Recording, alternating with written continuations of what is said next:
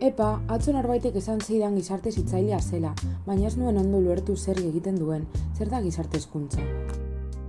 Aupa, modu erraz baten izan da, gizarte hezkuntza jendeari bere bizitza hobetzeko tresnak ematea da. Hau da, pertsonak autonomia handiagoa izatea eta komunitatean parte hartzea bultzatzen dugu. Beraz, laguntzen duzue jendeari, ezta? Bai, baina ez modu asistentzialita batean. Hau da, ez gara konpontzaileak edo ongileak, laguntza ematen dugu, bai, baina helburua da pertsonak bere kabuz aurrera egin ahal izatea. Claro, baina zer egiten duzue konkretuki? Batez ere, nola laguntzen duzue? Esate baterako, nerabe batek eskola utzi nahi badu, ez diogu esaten jarraitu ikasten garrantzitsua delako, eta liz. Berarekin hitz egiten dugu, bere egoera ulertzen dugu, eta ikusiko genu eskolako arazoak familiarekin edo autoestimarekin lotuta daudela, horretan lagunduko genioke. Bale, orain gehiago ulertzen dut, baina askotan entzun dut arrisku handiko jendearekin egiten duzuela lan. Hori egia da?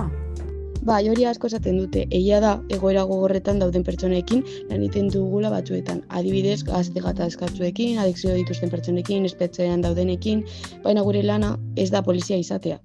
Empatia, ulermen eta konfidantza sortzea da gure funtsezko tresna.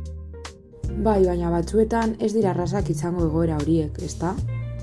Ez, noski ez, egoera komplikatu asko bizititugu, baina horretarako formakuntza daukagu, gainera, ez dugu bakarrik lan egiten, beste profesional batzuekin koordinatzen gara. Oso ondo, eta zuek zer zarete, zaintzaile modukoak? Ez, hori ere mito bat da, ez gara zaintzaileak, ez dugu pertsonen bizitza ardura hartzen, ez gara ama edo aita figura bat, laguntzen dugu, bide bat erakusten dugu, baina erabakiak pertsonak hartu behar dituzte. Bai, baina adibidez, adinekoekin edo desgaitasuna duten pertsonekin lan egiten duzuenean, ez da zaintza? Ez guztiz, zaintza beste profesional batzuek egiten dute.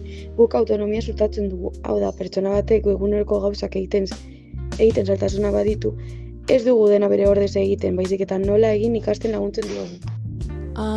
Orain argiago daukat, oso interesgarria, eta non egiten duzue lan?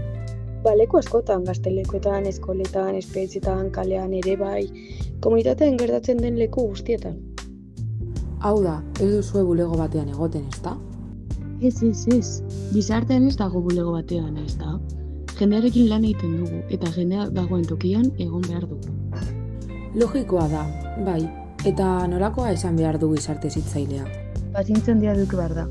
Eta batez ere empatia, malgua izatea ere garrantzitsua da, pertsona bakoitza desberdina delako. Eta oso garrantzitsua, errealista izatea. Eta ez gaude mundua salbatzeko, baizik eta errealitatean eragiteko. Oso lan interesgarria dirudi, baina ez duzue batzuetan frustratzen? Noski baietz, batzuetan gauzak ez dira atratzen nahi dugun bezala, edo jendeak ez du nahi aldatu. Baina hori da gure lana, ulertu eta onartu behar dugu, prozesuak denbora behar duela. Bai, erraz esaten da, baina ez da hain erraz egiten, ezta? Hori da, baina hori da gizarte hezkuntzaren gakoa. Ez da perfektua, baina beharrezkoa. Asko ikasi dut gaur, eskerrik asko azalpenen gaitik. Zergaitik, ongi etorri gizarte hezkuntzaren mundura.